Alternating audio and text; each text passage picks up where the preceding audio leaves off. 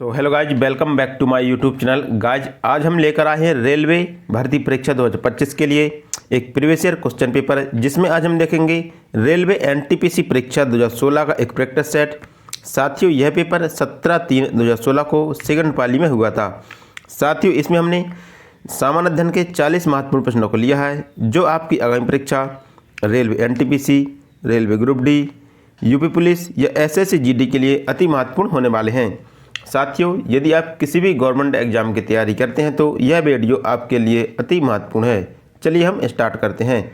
साथियों, हमारा पहला क्वेश्चन कहता है कि निम्न में से किस देश को स्वर्ण पैगोडा का देश कहा जाता है। इसमें पूछा गया कि किस देश को स्वर्ण पैगोडा का देश कहा जाता है, तो म्यांमार को स्वर्ण पैगोडा का देश कहा जाता है। साथियों, म्यांमार को प्राचीन काल में यह पुराना नाम बर्मा था। क्या था? म्यांमार का पुराना नाम बर्मा था। इसे हम स्वर्ण पैगोडा के नाम से जानते हैं। हमारा अगला क्वेश्चन है, साथियों, हमारा अगला क्वेश्चन कहता है कि ओलंपिक खेलों में बैडमिंटन स्पर्धा में व्यक्तिगत पदक जीतने वाली पहली भारतीय महिला कौन है। इसे पूछा गया कि ओलंपिक खेलों में बैडमिंटन स्पर्धा में व्यक्तिगत पदक जीतने वाली पहली भारतीय महिला कौन है। तो पहली भारतीय महिला साइना नेहवाल है। कौन है? साइना नेहवाल है। तो इसका राइट आंसर ऑप्शन बी होगा। हमारा अगला क्वेश्चन है, आरंभिक वैदिक काल में वर्ण व्यवस्था निम्न में से किस पर आधारित थी। इसे पूछा गया कि वैदिक काल में जो वर्ण व्यवस्था थी वो किस पर आधारित थी। तो वैदिक काल में वर्ण व्यवस्था व्यवसाय पर आधारित थी। तो इसका राइट आंसर ऑप्शन बी होगा। हमारा अगला क्वेश्चन है, साथियों, हमारा अगला क्वेश्चन कहता है कि रसोद में कितने तार होते हैं। इससे पूछा गया कि ये रसोद होता है, एक वाद्य यंत्र होता है, इसमें कितने तार होते हैं। तो रसोद में कुल 19 तार होते हैं। तो इसका राइट आंसर ऑप्शन ए होगा। हमारा अगला क्वेश्चन है, करो या मरो का नारा निम्न में से किसने दिया था। इससे पूछा गया है कि करो या मरो का नारा किसने दिया था, आपको बताना है। तो करो या मरो का नारा महात्मा गांधी के द्वारा दिया गया था। तो इसका राइट आंसर ऑप्शन से होगा। हमारा अगला क्वेश्चन है, निम्नलिखित में से कौन लोक नृत्य राजस्थान से संबंधित है। इससे पूछा गया कि कौन सा लोक नृत्य है जो राजस्थान से संबंधित है। तो सुई सिनी है जो एक राजस्थान से संबंधित प्रमुख लोक नृत्य है। तो इसका राइट आंसर ऑप्शन बी होगा। हमारा अगला क्वेश्चन है, साथियों, हमारा अगला क्वेश्चन कहता है कि आधुनिक हिंदी साहित्य का अग्रणी साहित्यकार कौन थे। इससे पूछा गया कि आधुनिक हिंदी साहित्य के अग्रणी साहित्यकार कौन थे। तो आधुनिक हिंदी साहित्य के अग्रणी साहित्यकार भारतेंदु हरिश्चंद्र थे। कौन थे? भारतेंदु हरिश्चंद्र। तो इसका राइट आंसर ऑप्शन डी होगा। हमारा अगला क्वेश्चन है, साथियों, हमारा अगला क्वेश्चन कहता है कि निम्न में से किस राष्ट्रीय नेता ने वर्ष 1983 में कन्याकुमारी से लेकर दिल्ली के राजघाट तक पदयात्रा नामक मैराथन दूरी पैदल तय की थी। इसे पूछा गया कि किस राजनेता ने 1983 में कन्याकुमारी से लेकर दिल्ली के राजघाट तक पदयात्रा तय की थी। तो पूर्व प्रधानमंत्री चंद्रशेखर, ठीक है, पूर्व प्रधानमंत्री चंद्रशेखर के द्वारा 1883 ईस्वी में कन्याकुमारी से लेकर दिल्ली के राजघाट तक पदयात्रा तय की थी। तो इसका राइट आंसर ऑप्शन ए होगा। हमारा अगला क्वेश्चन है, भारत का संविधान 26 जनवरी 1950 को लागू हुआ था। इसे निम्न में से किस तिथि को संविधान सभा द्वारा अपनाया गया। इससे पूछा गया कि संविधान सभा द्वारा संविधान को किस तिथि को अपनाया गया था। तो संविधान सभा द्वारा संविधान को 26 नवंबर 1949 को अपनाया गया था। तो इसका राइट आंसर ऑप्शन सी होगा। हमारा अगला क्वेश्चन है, साथियों, हमारा अगला क्वेश्चन कहता है कि अनुसूचित जनजातियों के संरक्षण के लिए एक क्षेत्र को अनुसूचित क्षेत्र के रूप में घोषणा करने की शक्ति किसके पास है। इससे पूछा गया कि अनुसूचित जातियों के लिए एक क्षेत्र को अनुसूचित क्षेत्र घोषित करने की शक्ति किसके पास है। तो अनुसूचित जातियों के लिए अनुसूचित क्षेत्र घोषित करने की शक्ति केवल राष्ट्रपति के पास है। किसके पास है? राष्ट्रपति के पास है।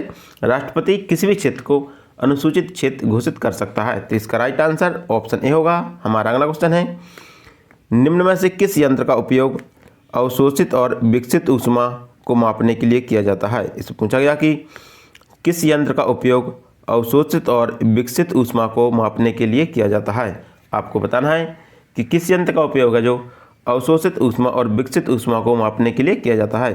तो कैलोरीमीटर का उपयोग अवशोषित ऊष्मा और विकसित ऊष्मा मापने के लिए किया जाता है। तो इसका राइट आंसर ऑप्शन बी होगा। हमारा अगला क्वेश्चन है, संविधान के किस अनुच्छेद के प्रावधानों के अंतर्गत भारत सरकार ने भारत रत्न और पद्मश्री को प्रारंभ किया? इससे पूछा गया कि संविधान के किस अनुच्छेद के तहत भारत रत्न और पद्मश्री पुरस्कार प्रदान किए जाते हैं?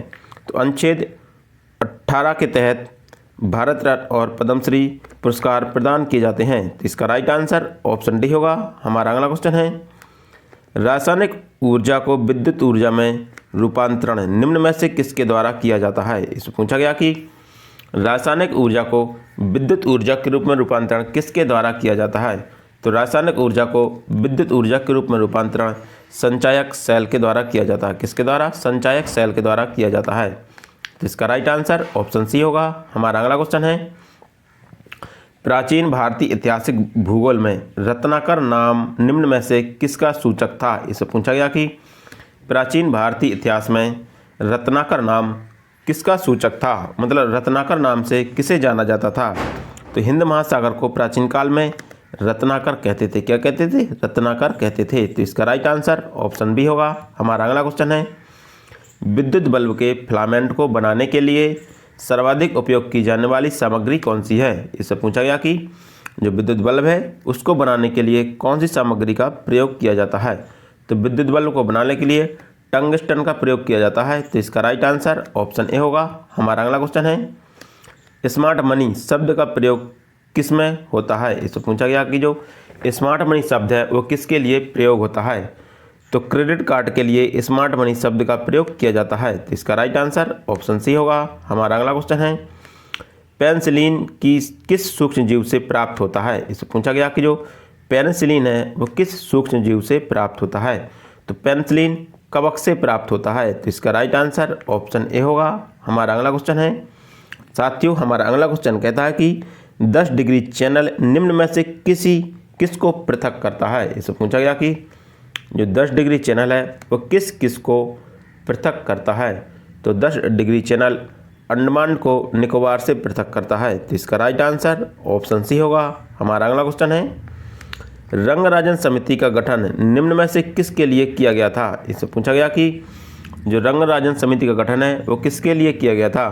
तो रंगराजन समिति का गठन विनिवेश के लिए किया गया था। विनिवेश के लिए रंगराजन समिति का गठन किया गया था। तो इसका राइट आंसर ऑप्शन ए होगा। हमारा अगला क्वेश्चन है, निम्नलिखित राज्यों के समूह में से कौन एक तेलंगाना राज्य की सीमा बनाता है? इससे पूछा गया कि कौन सा है जो एक तेलंगाना राज्य से सीमा बनाता है, आपको बताना है। तो तेलंगाना से आंध्र प्रदेश, कर्नाटक, महाराष्ट्र और छत्तीसगढ़ राज्य हैं जो आंध्र प्रदेश तेलंगाना के साथ सीमा बनाते हैं। ठीक है, जो तेलंगाना है इसका गठन 2 जून 2014 में किया गया था और इसकी सीमा आंध्र प्रदेश, कर्नाटक, महाराष्ट्र और छत्तीसगढ़ से लगती है। तो इसका राइट आंसर ऑप्शन ए होगा। हमारा अगला क्वेश्चन है, साथियों हमारा अगला क्वेश्चन कहता है कि किस एशियाई देश को प्रायः हिमालयी राज्य कहा जाता है? इससे पूछा गया कि किस देश को हिमालयी राज्य के नाम से जाना जाता है? तो नेपाल को हिमालयी राज्य के नाम से जाना जाता है क्योंकि ये हिमालय के बीच में, हिमालय की गोद में स्थित है, तो इसे हिमालयी राज्य कहते हैं। तो इसका राइट आंसर ऑप्शन डी होगा। हमारा अगला क्वेश्चन है, हमारा अगला क्वेश्चन कहता है कि गदर पार्टी का संस्थापक निम्न में से कौन था? इससे पूछा गया कि गदर पार्टी के संस्थापक कौन थे? तो गदर पार्टी के संस्थापक लाला हरदयाल थे। तो इसका राइट आंसर ऑप्शन सी होगा। हमारा अगला क्वेश्चन है, पट्टैटी किसका त्यौहार है? इससे पूछा गया कि पट्टैटी किसका त्यौहार है? तो पट्टैटी साथियों पारसियों का त्यौहार है। तो इसका राइट आंसर ऑप्शन बी होगा। हमारा अगला क्वेश्चन है, साथियों हमारा अगला क्वेश्चन कहता है कि पूर्व की ओर बहने वाली भारत की निम्नलिखित नदियों में से किसी एक में निम्न बल के कारण भ्रंशित घाटी है? इससे पूछा गया कि पूर्व की ओर बहने वाली भारत की निम्नलिखित नदियों में से किस एक में निम्न बलन के कारण भ्रंश घाटी है? इससे पूछा गया कि किस में भ्रंश घाटी पाई जाती है या किस नदी में भ्रंश घाटी पाई जाती है? तो दामोदर नदी में भ्रंश घाटी पाई जाती है। तो इसका राइट आंसर ऑप्शन डी होगा। हमारा अगला क्वेश्चन है, साथियों हमारा अगला क्वेश्चन कहता है कि किस मुगल बादशाह ने मुगल राजधानी आगरा से दिल्ली स्थानांतरित की थी। आपको बताना है कि किस मुग़ल बादशाह ने जो मुग़लों की राजधानी थी वह आगरा से दिल्ली स्थानांतरित की थी। आपको बताना है तो मुग़ल बादशाह शाहजहाँ के द्वारा मुग़लों की राजधानी आगरा से दिल्ली स्थानांतरित की गई थी। तो इसका राइट आंसर ऑप्शन डी होगा। हमारा अगला क्वेश्चन है, निम्न में से कौन एक प्रसिद्ध गायक है। इससे पूछा गया कि कौन एक प्रसिद्ध गायक है, आपको बताना है। तो प्रसिद्ध गायक पंडित जसराज हैं। तो इसका राइट आंसर ऑप्शन ए होगा कि पंडित जसराज एक प्रमुख प्रसिद्ध गायक हैं। हमारा अगला क्वेश्चन है, हमारा अगला क्वेश्चन कहता है कि भारत का राष्ट्रीय गीत वंदे मातरम के रचयिता कौन है। इससे पूछा गया कि वंदे मातरम के रचयिता कौन थे। तो बंकिम चंद्र चटर्जी थे, वो वंदे मातरम के रचयिता थे। तो इसका राइट आंसर ऑप्शन डी होगा। हमारा अगला क्वेश्चन है साथियों, हमारा अगला क्वेश्चन कहता है कि ललिता कला अकादमी किसके संवर्धन में समर्पित है। इसमें पूछा गया कि जो ललिता कला अकादमी है वो किसके संवर्धन के लिए समर्पित है।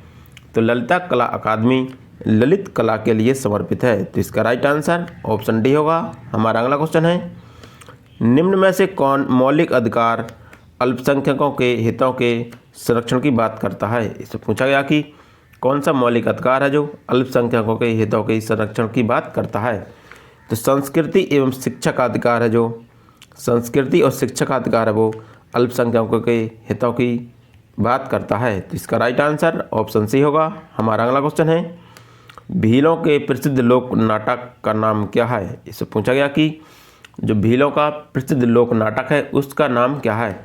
तो भीलों का प्रसिद्ध लोक नाटक गबरी है। क्या है? गबरी। तो इसका राइट आंसर ऑप्शन सी होगा। हमारा अगला क्वेश्चन है, संगम योजना का उद्देश्य निम्न में से क्या था। इससे पूछा गया कि जो संगम योजना थी उसका मुख्य उद्देश्य क्या था।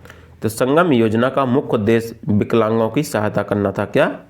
विकलांगों की सहायता करना इसका प्रमुख उद्देश्य था। तो इसका राइट आंसर ऑप्शन बी होगा। हमारा अगला क्वेश्चन है, भारतीय संविधान का कौन सा अनुच्छेद मानव के क्रय विक्रय तथा जबरदस्ती मजदूरी करने पर प्रतिबंध लगाता है। इससे पूछा गया कि भारतीय संविधान का कौन सा अनुच्छेद है जो मानव के क्रय विक्रय तथा जबरदस्ती मजदूरी कराने पर प्रतिबंध लगाता है। तो भारतीय संविधान का अनुच्छेद 23 मानव के क्रय विक्रय और जबरदस्ती मजदूरी पर प्रतिबंध लगाता है। तो इसका राइट आंसर ऑप्शन ए होगा। हमारा अगला क्वेश्चन है साथियों, हमारा अगला क्वेश्चन कहता है कि संविधान के किस अनुच्छेद के तहत भारत का राष्ट्रपति अध्यादेश जारी कर सकता है। इससे पूछा गया कि संविधान का कौन सा अनुच्छेद है जो राष्ट्रपति अध्यादेश जारी कर सकता है। तो राष्ट्रपति अनुच्छेद 123 के तहत अध्यादेश जारी कर सकता है। तो इसका राइट आंसर ऑप्शन बी होगा। हमारा अगला क्वेश्चन है साथियों, हमारा अगला क्वेश्चन कहता है कि एक साधारण लोलक की समय सीमा निम्न में से किस पर निर्भर करती है। इससे पूछा गया कि एक साधारण लोलक की समय सीमा किस पर निर्भर करती है। तो लोलक की समय सीमा लोलक की लंबाई पर निर्भर करती है। तो इसका राइट आंसर ऑप्शन ए होगा। हमारा अगला क्वेश्चन है साथियों, हमारा अगला क्वेश्चन कहता है कि भारतीय उपमहाद्वीप पर ग्रीष्म ऋतु में उच्च ताप और निम्न दाब हिंद महासागर से वायु का आकर्षण करते हैं किसके कारण प्रभावित होती है। इससे पूछा गया कि भारतीय उपमहाद्वीप पर ग्रीष्म ऋतु में उच्च ताप और निम्न दाब हिंद महासागर से वायु का आकर्षण करते हैं जिसके कारण प्रभावित होती है। तो यह हवा है जो वायु है जो किसके कारण प्रभावित होती है। तो यह होती है दक्षिण पश्चिमी मानसून के द्वारा यह हवा प्रभावित होती है। तो इसका राइट आंसर ऑप्शन ए होगा। हमारा अगला क्वेश्चन है, संकल्प परियोजना निम्न में से किसके समापन से जुड़ा है। इससे पूछा गया कि जो संकल्प परियोजना है वो किससे संबंधित है। तो संकल्प परियोजना HIV, ठीक है, HIV एड्स के समापन से संबंधित है। तो यह इससे जुड़ी हुई है। तो इसका राइट आंसर ऑप्शन सी होगा। हमारा अगला क्वेश्चन है साथियों, हमारा अगला क्वेश्चन कहता है कि लाफिंग गैस क्या है। इससे पूछा गया कि लाफिंग गैस किसे कहते हैं। तो नाइट्रस ऑक्साइड को लाफिंग गैस कहते हैं। तो इसका राइट आंसर ऑप्शन बी होगा।